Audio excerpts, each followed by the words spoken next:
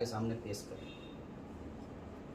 हम ये जानना चाहते हैं आज के डेट में national president of Ambedkar party of India के श्रीमान विजय मानकर सर जी से कि इस विधि व्यवस्था को जिस तरीके से मुखिया को इसमें मेन रोल दिया जा रहा है और हमारे पारंपरिक ग्राम सभा को अवॉइड किया जा रहा है, इसमें आपका क्या कहना है सर?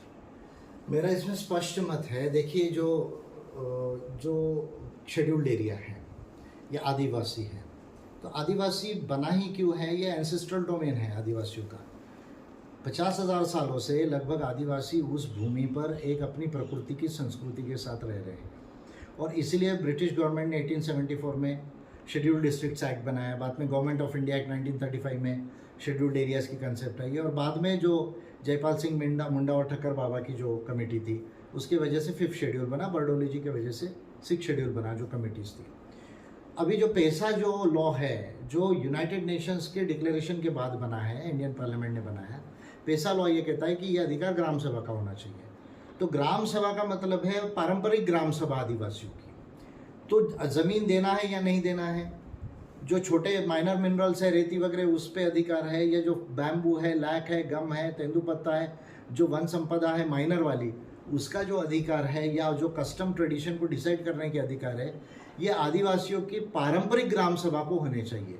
और इसलिए जो मेरा पिटीशन है 2021 का और 22 का जो है, जो ऑलरेडी मैंने झारखंड के असेंबली को दिया है और गवर्नमेंट को दिया है, उसमें ये सारी बातें क्लियर है कि ये अधिकार ग्राम सभा को दिए जाने चाहिए पारंपरिक, कि पारंपरिक ग्राम सभा डिसाइड करे कि ज़मीन देना है या नहीं देना है।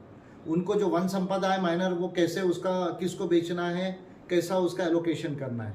माइनर जो मिनरल्स है, रेती वगैरह, वो किसको बेचना है, उसका कैसा पैसा ग्राम सभा में डिस्ट्रीब्यूट करना है। ये जो सारे अधिकार है, या कोई कंपनी आ रही, प्रोजेक्ट आ रही है, वो ज़मीन देना है या नहीं देना है, या आप उसको नगर पंचायत नगर निगम में ले रहे, वो ज़मीन गांव देना है या नहीं देना है, ये सारा अधिकार पारंपरिक ग्राम सभा को ही होने चाहिए।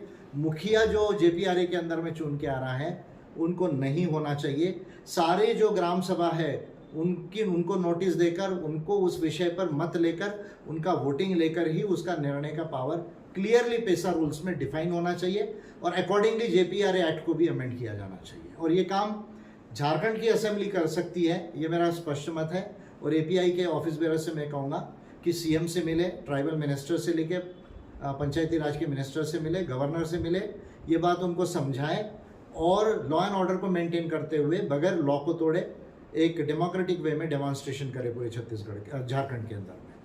धन्यवाद। जोहार।